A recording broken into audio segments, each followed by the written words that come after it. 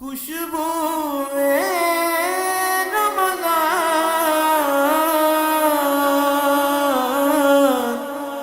خوشبو رمضان. Welcome back ناظرین، میں ہوں آپ کی ہوسٹ عائشہ نواز اور آپ دیکھ رہے ہیں سٹی نیوز ایس ڈی پر پروگرام خوشبو رمضان. ابھی پروگرام میں ہمیں جوائن کیا ہے ایک نعت خوان جو ہیں دلدار حمید چشتی صاحب. السلام علیکم سر. وعلیکم السلام. جی، اب ہم پروگرام کو آگے بڑھاتے ہوئے سر کے پاس چلتے ہیں جو کہ مذہبی اسکالر ہیں، ان سے کرتے ہیں سوال. سر میرا آپ سے یہ سوال ہے کہ دربار پہ جاتے ہیں لوگ اور جا کے وہاں پہ سجدے کر رہے ہیں، قبروں پہ سجدے کر رہے ہیں، تو سر اس بارے میں آپ کا کیا کہنا ہے؟ اس پہ تھوڑا روشنی ڈالیے گا. جی بڑا اچھا سوال ہے آپ کا، لیکن اس سوال سے پہلے نا بریک سے پہلے ایک آپ نے سوال مجھ سے کیا تھا، وہ کپڑا فولڈ کرنے کے حوالے سے. اس میں یہ بات ایڈ کرنا ضروری سمجھتا ہوں کہ اب اس کا ہرگز یہ مطلب بھی نہیں ہے کہ اگر ایک بندہ پینٹ پہن کے مسجد میں آ گیا ہے تو اس نے اگر فولڈ نہیں کیا تو یہ بھی نہیں چاہیے کہ اس کو ہم تنقید کا نشانہ بنائیں. وجہ اس کے کہ وہ پینٹ کے ساتھ پڑھ رہا ہے، ہم اس پہ تنقید کریں، وہ مسجد میں آنا ہی چھوڑ دے، وہ نماز پڑھنا ہی چھوڑ دے، تو یہ ایک مکروہ عمل ہے. نماز میں جو ثواب ہے اس کی کمی آئے گی، لیکن اس کا ہرگز یہ مطلب نہیں ہے کہ نماز ہی نہیں ہوگی. باقی جہاں تک آپ نے مجھے ابھی سوال کیا اس کا جواب یہ ہے، میں عرض کرتا ہوں کہ درباروں پہ جا کے سجدہ کرنا، وہ میل ہو یا فیمیل ہو، ایز اے مسلمان قبروں پہ جا کے سجدہ کرنا. اب اس میں سجدے کی دو قسمیں ہیں، سجدہ عبادت ہے اور سجدہ تعظیم ہے. ٹھیک ہو گیا. اگر سجدہ عبادت سمجھ کے کر رہا ہے تو یہ کفر ہے، یہ دائرہ اسلام سے خارج ہے، چونکہ سجدہ صرف اللہ کی ذات کو ہے، میرے رب کی ذات کو ہے، اس کے علاوہ سجدہ نہیں. دوسری قسم، اگر آپ تعظیماً سجدہ کر رہے ہیں تو وہ بھی جائز نہیں ہے، یہ حرام ہے، یہ حرام کے زمرے میں آتا ہے. آقا علیہ السلام نے فرمایا تھا کہ اگر تعظیماً سجدہ بھی جائز ہوتا تو میں حکم دیتا بیویوں کو وہ اپنے خامد کو سجدہ کریں. تو عبادت کے لحاظ سے کفر ہے، اور اگر تعظیم کے لحاظ سے آپ سجدہ کریں گے تو یہ بھی جائز نہیں ہے، یہ حرام ہے. اچھا علامہ صاحب، چونکہ بیویوں کے حوالے سے ذکر کیا آپ نے، ضمناً ایک کویشچن مجھے یاد آ گیا. بیوی ایک نہیں مان دی، یہ بڑا مطلب وائرل بات ہے، چونکہ بیوی جو ہے نا اللہ کی نعمت بھی ہے، ٹھیک ہے، چونکہ رحمت بھی ہے، تو کسی کی بیٹی بھی ہے، ماں بھی ہے، بہن بھی ہے. اب ایک بندہ جو چونکہ حضور علیہ السلام نے 4 شادیاں کا ذکر ہوتا ہے علماء سے ہم سنتے آ رہے ہیں، تو جس بندے نے 2 شادیاں کی ہیں، 3 کی ہیں، 4 کی ہیں، خواہ سنت سمجھ کے، خواہ مجبوراً، مطلب ایک میں اولاد نہیں ہوتی دوسری کر لیتا ہے، دوسری میں تیسری میں، معاملات زندگی میں کچھ ایسے معاملات پیدا ہو جاتے ہیں، وہ دوسری کرتا ہے، دوسری سے تیسری چلی جاتی ہے. اچھا اس کے بارے میں بیویوں کو کیا حکم ہے؟ کیا وہ مطلب کہ شروع ہو جائیں اس کے ساتھ، مطلب کہ میرے کہنے کا مقصد آپ بھی سمجھ رہے ہوں گے، ناظرین بھی سمجھ گئے ہوں گے کہ پیار محبت سے پیش آنا چاہیے، چونکہ وہ تو بیچارہ مظلوم ہوتا ہے جو خامد ہوتا ہے. تو وہ اس پر ذرا روشنی ڈالیے قرآن حدیث کی روشنی میں، چونکہ یہ بڑا سینسٹیو کویسچن ہمارے ایک بھائی نے کیا تھا. آپ نے سوال کیا بڑا اچھا ہے، اور اس کا جواب بڑا سادہ اور سمپل ہے. جی جی، کہ واضح حکم ہے کہ وہ آدمی، اس آدمی کو اجازت ہے، اس شخص کو اجازت ہے جو نان و نفقہ دے سکتا ہے، وہ مرد کے ذمے ہے. نان و نفقہ دونوں مرد کے ذمے ہے. اگر وہ اتنا دے سکتا ہے، اتنی میرے اندر کیپیسٹی ہے، میرا مال و دولت اتنا زیادہ ہے، اور صرف نان ہی نہیں نفقہ بھی اگر میں دے سکتا ہوں تو مجھے دوسری شادی کی اجازت ہے، میں تیسری بھی کر سکتا ہوں، میں چوتھی بھی کر سکتا ہوں. آقا علیہ السلام آپ کے بارے روایات میں آتا ہے کہ آپ نے 11 شادیاں بھی کی، 13 کی روایت بھی آتی ہے، 15 کی روایت بھی آتی ہے، ٹھیک ہے، جو زیادہ معتبر ہے وہ 11 مانی جاتی ہے. تو اس لیے یہاں پر میں یہ، چونکہ پچھلے پروگراموں میں بھی میں عرض کر چکا ہوں فنڈامنٹل رائٹس کے متعلق، جب رائٹس آف وائف اور رائٹس آف شوہر جو ہے نا، یہ جب ہم اس سے آشنا ہو جائیں گے، جان لیں گے، گھر میں اسلامی تعلیمات اس کا فقدان نہیں ہوگا، اسلامی تعلیمات ہوں گی، وائف کے ہاتھ میں سیرت فاطمہ الزہرا کی کتاب ہوگی، مرد جو ہے وہ دین محمدی کو اچھے طریقے سے سمجھتا ہوگا، احکامات خداوندی اور آقا علیہ السلام کی سنت کو اچھے طریقے سے اس نے پڑھا ہوگا، سمجھتا ہوگا، تو پھر کبھی بھی گھر کے اندر جو ہے نا وہ بگاڑ نہیں آئے گا. دونوں ایک دوسرے کے جب حقوق کو اچھے طریقے سے سمجھ لیں گے تو بگاڑ نہیں آئے گا. بگاڑ تبھی آتا ہے جب اس کو اس کے حقوق کا نہیں پتا ہوتا اور اس کو اس کے حقوق کا نہیں پتا ہوتا. زندہ باد، سلامت رہیے. بہت خوب موجود ہیں ہمارے ساتھ محترم ضیاء خان غوری صاحب. ضیاء بھائی میں الحمدللہ ثم الحمدللہ 10 سے 15 سال ہو گئے ہیں پریکٹیکل لائف میں آئے ہوئے. الحمدللہ پورا پاکستان حضور کی نعت کے صدقے گھما ہوں, ٹھیک ہے, بلکہ 4-5 کنٹریز میں بھی جانے کا اتفاق ہوا ہے حضور کی نعت کی وجہ سے صلی اللہ علیہ وسلم. اچھا, جو کہہ رہے ہیں کہ آپ لوگوں کے پاس کنڈی ہے نا, وہ میں نے کہیں نہیں دیکھی, میں نے اپنی آنکھوں سے دیکھا ہے, اور چونکہ جو بندہ خود دیکھے وہ اچھی چیز بتانی چاہیے آگے. آپ کے آفس میں جانے کا اتفاق ہوا آج سے 6-7 سال پہلے سلیمی چوک میں. ایک پورے پاکستان سے لوگ آپ کے آفس میں آتے ہیں, اسٹوڈنٹس آتے ہیں, ٹھیک ہے, بڑے بڑے لوگ آتے ہیں. جب انٹری ہوتی ہے, انٹری پر ایک چٹ لکھی ہوتی ہے کامیابی کا راز, ڈیلی 100 مرتبہ درود پاک پڑھیں. اس پہ ذرا روشنی ڈالیے, یہ کہاں سے آپ نے راز لیا اور یہ کیا راز ہے, اس میں کیا حکمتیں ہیں؟ ویسے تو الحمدللہ ہمارا عقیدہ اور ایمان ہی اسی پر ہے, بالکل. تو اس پر ذرا بتائیں. اور سننے والے ناظرین اور پوری یوتھ آپ کو سن رہی ہے, پورے پاکستان دنیا میں سن رہی ہے. آپ نے لکھا ہوتا تھا کامیابی کا راز, نیچے لکھا ہوتا تھا ڈیلی 100 مرتبہ درود پاک پڑھیں.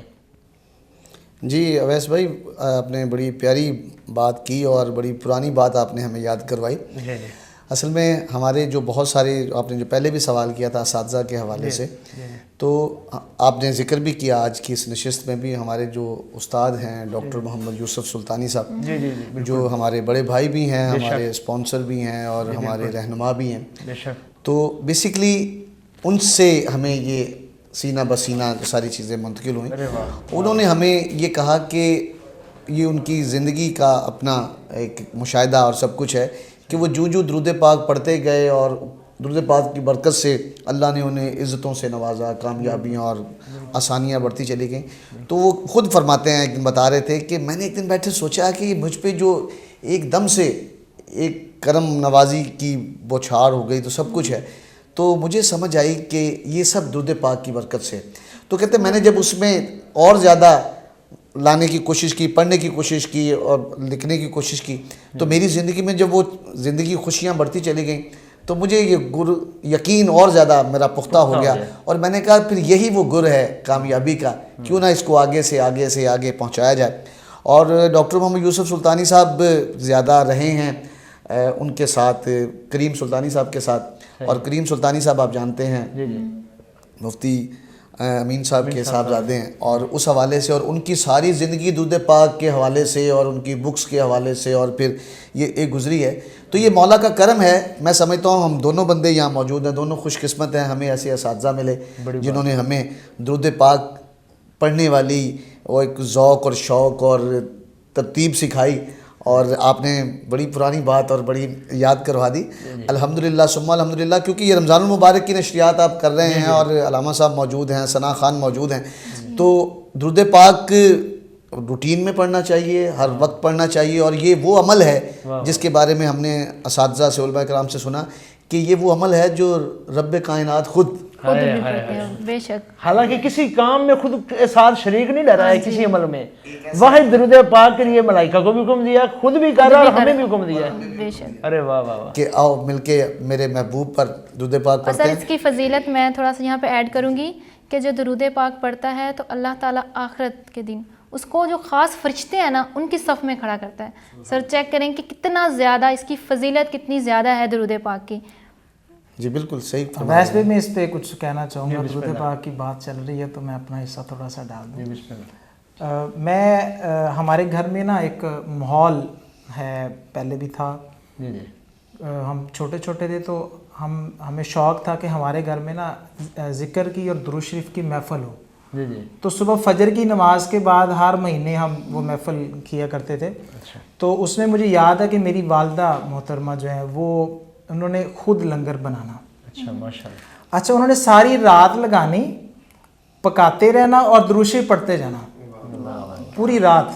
ماشاءاللہ. انہوں نے کہ صبح مہمان آنے ہیں محفل کے لیے تو کھانا میں خود بناؤں گی. انہوں نے ساری رات جاگنا شوق کے ساتھ اور ساری رات درود شریف پڑھنا اور ساتھ ساتھ پکاتے رہنا. ماشاءاللہ. تو میں یہ سمجھتا ہوں کہ اس میں کوئی شک نہیں کہ ہماری جو کامیابی ہے نا, جو انسان جہاں بھی کامیاب ہے اس کے پیچھے درود شریف ہی ہے.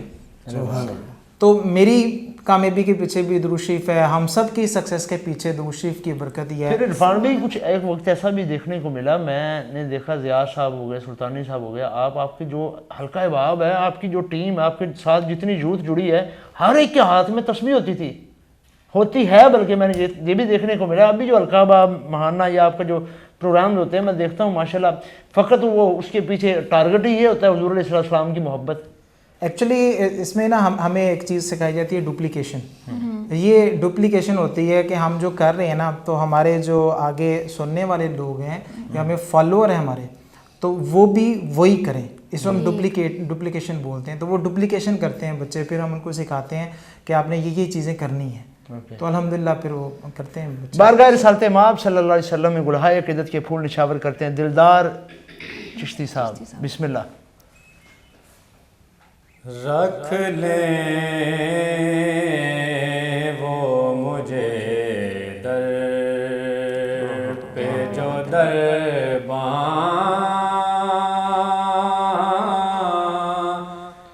वगैरह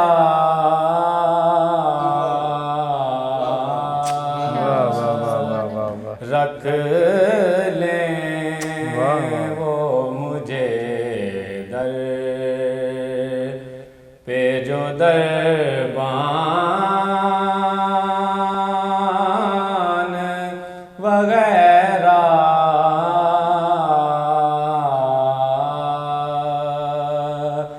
फिर क्या है मेरे सामने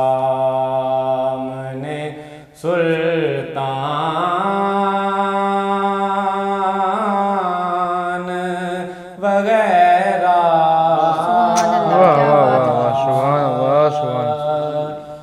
फिर क्या है मेरे सामने सुल्तान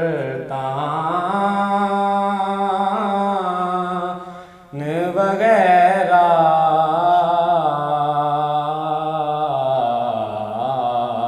माशाल्लाह, क्या बात। खैरात मिली हो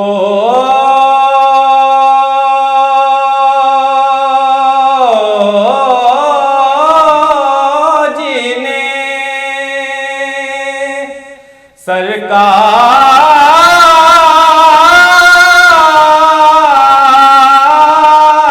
सरकार के दर से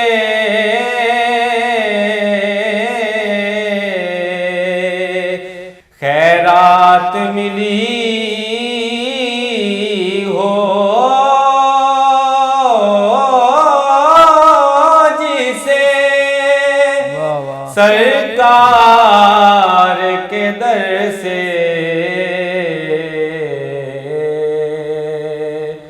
दुनिया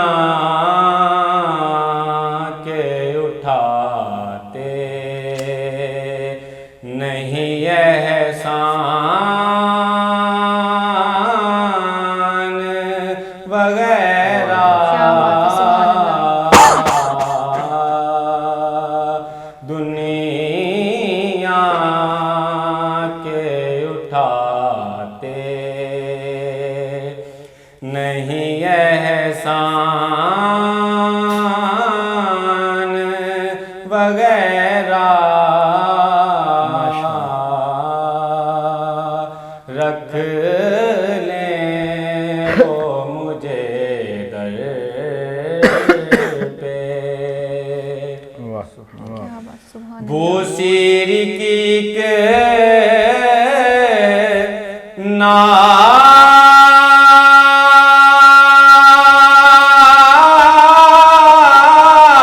नात ने वो रंग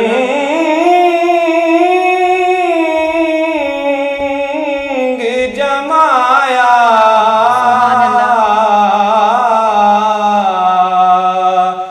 भूसीर की नात ने वो रंग जमाया माशाल्लाह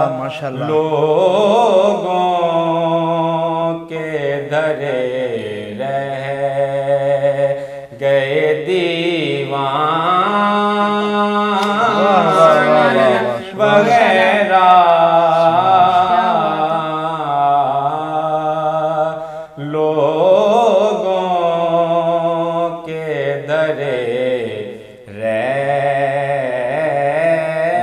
گئے دیوان وغیرہ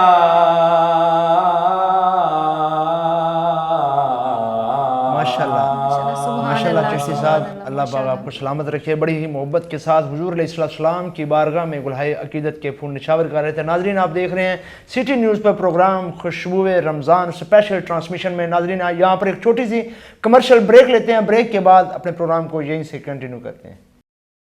خوشبو